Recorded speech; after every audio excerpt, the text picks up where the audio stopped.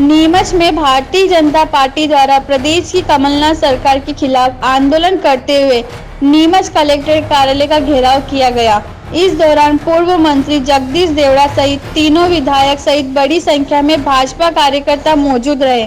भाजपाइयों का कहना है कि सरकार अपनी राजनीति विरोधी दल को परेशान कर रही है। पिछले दिनों शहर में भी कुछ भूमाफियों पर प्रशासन ने कार्रवाई की थी, जिसमें कई ऐसे लोगों पर कार्रवाई की गई जो गरीब व्यवसाय होकर अपना रोजगार जैसे तैसे चला रहे थे। भाजपा पार्टी कार्यकर्ता ने सरकार पर आरोप लगाते हुए कहा कि जो कार्रवाई शासन स्तर पर की जा रही है उसमें कांग्रेस से जुड़े लोगों को छोड़कर भाजपा पार्टी के समर्थकों पर द्वेषतापूर्ण कार्रवाई कर रही है। कांग्रेस को भूमाफियों की सूची सार्वजनिक करना चाहिए। इसी को लेकर आज हमने कलेक्टर का घेराव किया गया।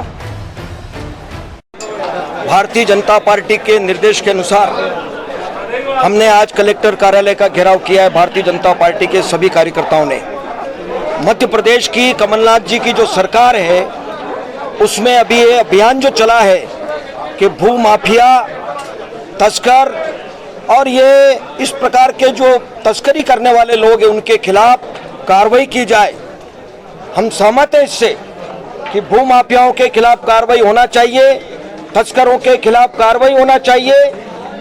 इसके लिए हम भी साथ में, भारतीय जनता पार्टी और पूरा प्रदेश साथ में, लेकिन उनकी आड़ में आम आदमी को परेशान किया जा रहा है, छोटे छोटे गुमटी वालों को परेशान किया जा रहा है। हर किसी के मकान को नाप करके, उसकी लंबाई चौड़ाई नाप करके और किसी भी प्रकार का उसको धौंस दे करके उसके खिलाफ कार्रवाई करने का किया जा रहा है। ये कतई बर्दाश्त नहीं किया जाएगा और वसूली की जा रही है, अवैध वसूलियां की जा रही है, अधिकारियों के द्वारा डराया जा रहा है, धमकाया जा रहा है। हमारा ये कहना है कि भू माफियाओं को और तस्करों की सूची सार्वजनिक की जाए, उनको चिन्हित किया जाए कि भाई ये भू माफिया है, इनने क्या किया है, कौन सा भू माफिया है, कौन सा तस्कर है, क्या करता है, इसकी जानकारी सारे जनता के बीच में आना चाहिए और फिर कार्रवाई करना चाहिए।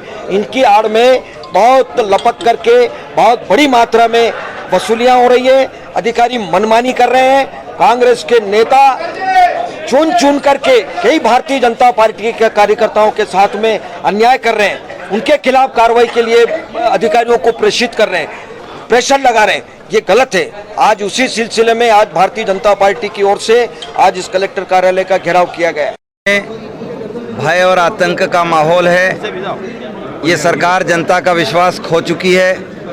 112 पृष्ठों के अपने वादा पृष्ठों पर से अभी एक भी वादे को ये पूरा नहीं कर पाई है और जिस तरीके से ये अपराध मुक्त करने की व्यवस्थाओं की बात कर रही है, आज महिलाओं के प्रति अपराध बढ़ गए हैं, युवा पीढ़ी के लिए रोजगार समाप्त होते जा रहे हैं, इन्हें रोजगारों की चिंता नहीं है, उद्योगों की चिंता नहीं है और सिर्फ ये दिखावी नारे को लगाकर और जनता का ध्यान भटकाने की कोशिश कर रही है।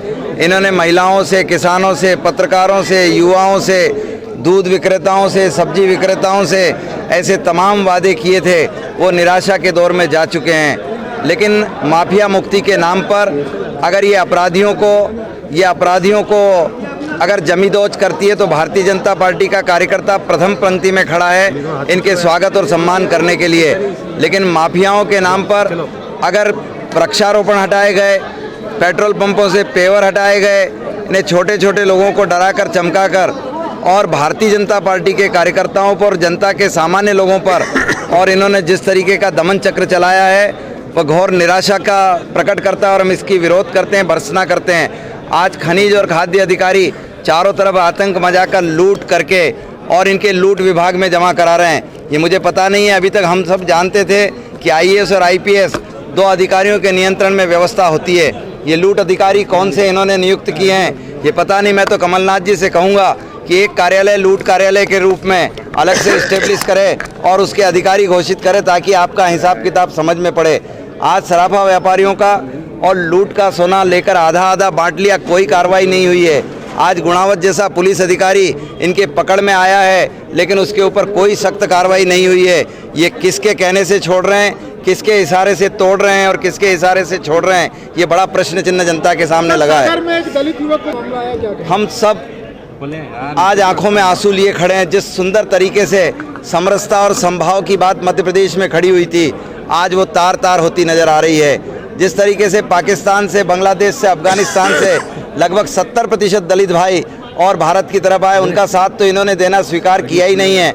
इन्होंने दलित भाइयों के विकास और कल्याण के लिए बहुत बड़े बड़े वादे किए थे, मगर वो वादे कहें या इनके इरादे कहें, ये चाहते हैं भय का माहौल खड़ा करना, और भय के माहौल में आज एक दलित भाई की जीवन लीला ही समाप्त हो गई है।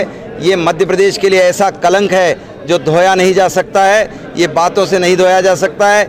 मैं सरकार से पुनः गुजारिश करूंगा कि दलित भाइयों के संरक्षण के लिए अपने विशेष अभियान चलाए, और जिस तरीके से मानवीयता के ऊपर ये बहुत बड़ी आघात है, हम सब इस निराशा के दौर में उस परिवार के साथ खड़े हैं। नीमच से दीपक खताबिया की रिपोर्ट।